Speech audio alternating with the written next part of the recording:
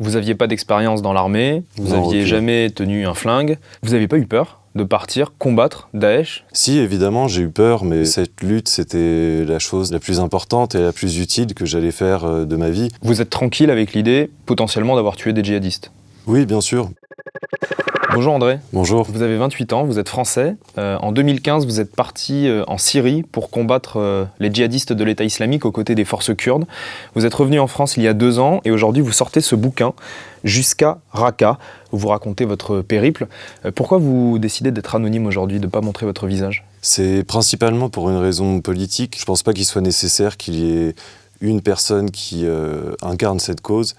Il y a aussi une raison secondaire qui est que aujourd'hui je pourrais perdre mon travail aussi si je montrais mon visage. Pourquoi vous avez décidé en 2015 de partir en Syrie pour combattre Daesh? J'étais militant, communiste, révolutionnaire de longue date.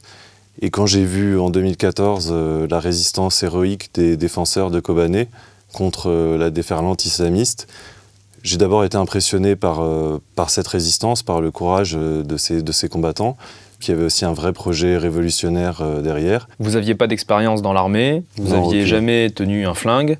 Jamais. Vous n'avez pas eu peur de partir combattre Daesh? Si, évidemment, j'ai eu peur, mais je savais que ce dans quoi j'allais m'engager, cette lutte, c'était la chose la plus importante et la plus utile que j'allais faire de ma vie. Donc vous prenez un billet d'avion, vous arrivez sur place, et ensuite comment ça se passe? On est accueillis dans un camp d'entraînement. On reçoit une formation idéologique, linguistique et militaire avant de rejoindre une unité et d'être déployé sur le front. Comment ça s'est passé votre premier combat? La première offensive à laquelle j'ai participé, c'était pour ouvrir une route. Il a fallu prendre plusieurs villages dans cette trajectoire et ensuite prendre la petite ville d'Al-Hol. Est-ce que vous avez déjà été pris dans un échange de tirs direct entre vous et Daesh? Oui, bien sûr, plusieurs fois. Qu'est-ce que vous vous disiez dans ces moments-là? À ce moment-là, c'est plutôt l'adrénaline et ce qu'on a appris qui prend le dessus sur la peur. Sur le moment, on remplit le rôle qui nous a été assigné et on utilise notre arme du mieux qu'on peut. Est-ce que vous avez tué des djihadistes? La façon dont ça se passait, c'est que souvent, même quand on voyait un ennemi, on était souvent plusieurs à tirer dessus. Donc ensuite, il n'y avait pas d'autopsie pour savoir quelle balle l'avait tué. Vous êtes tranquille avec l'idée, potentiellement, d'avoir tué des djihadistes? Oui, bien sûr, parce que c'est des gens avec qui on ne peut absolument pas négocier. C'est des gens qui, par leurs crimes et la mise en scène de ces crimes, ont insulté l'humanité tout entière. C'est des gens qui ne croient qu'en la mort et en la destruction. Donc oui, bien sûr, je suis tout à fait tranquille avec cette idée. En novembre 2015, au moment des attentats de Paris et de Saint-Denis, au moment du Bataclan notamment, vous êtes sur le front. Oui. On venait de terminer, c'est la première offensive à laquelle j'avais participé, celle d'Al-Hol. Pour moi, ça m'a évidemment profondément choqué. Et alors que nous, on venait de remporter une victoire militaire contre l'État islamique sur le terrain, eux, ils attaquaient ma ville natale et des quartiers que je connais très bien. Et ça m'a conforté dans l'idée que ce que je faisais sur place était bien et qu'il fallait que je continue. Vous revenez en France en 2016 pour quelques mois, puis vous décidez de repartir pour la prise de Raqqa. Comment ça se passe? Moi, je suis arrivé pour la libération de la ville même. Il y a eu énormément de gens qui sont tombés de notre côté.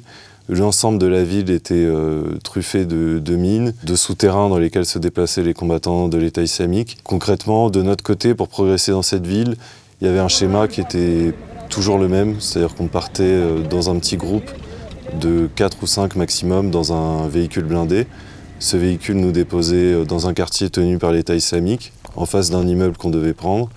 Et ensuite, il fallait fouiller cet immeuble de fond en comble, étage par étage, en lançant des grenades artisanales dans chaque pièce pour déclencher les mines qui pouvaient s'y trouver. Et une fois que l'immeuble était nettoyé, on attendait le reste de notre unité, qui ensuite venait en renfort. À la fin de votre parcours en Syrie, vous êtes devenu spécialiste d'une arme un peu particulière, le RPG-7, c'est ça? Oui, c'est un lance-roquette qui peut servir contre l'infanterie ou contre les véhicules blindés ennemis. J'ai pas eu un entraînement de pointe, mais c'est par la pratique, après quelques ratés, où j'ai fini par m'en servir plutôt correctement. Oui. Vous étiez sur le terrain avec les forces kurdes, avec les forces démocratiques syriennes.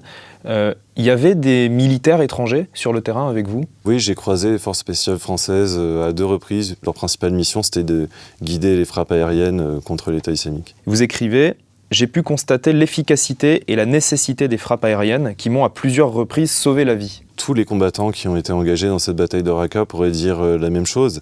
Il y a eu plusieurs moments, mais notamment un où j'ai été pris pour cible par un sniper et que de Daesh et que j'arrivais pas à éliminer moi-même. Il y a une autre unité qui l'avait repéré et qui avait demandé une frappe aérienne.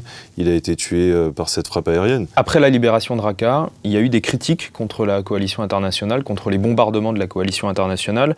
On a notamment accusé la France, les États-Unis et leurs alliés d'avoir causé de nombreuses victimes civiles.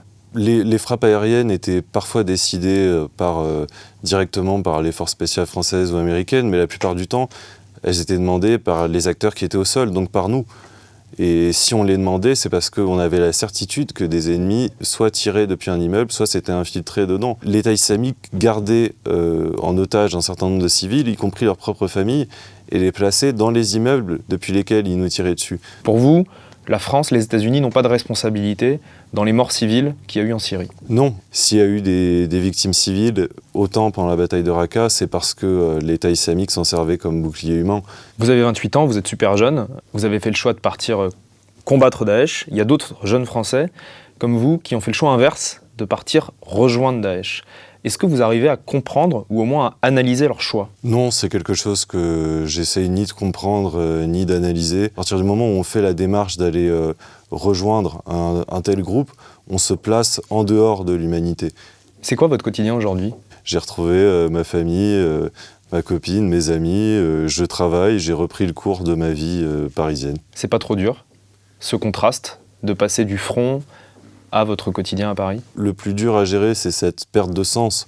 Quand on est là-bas, chaque jour on se lève, on sait pourquoi on se lève, on sait ce qu'on fait, on sait que c'est utile.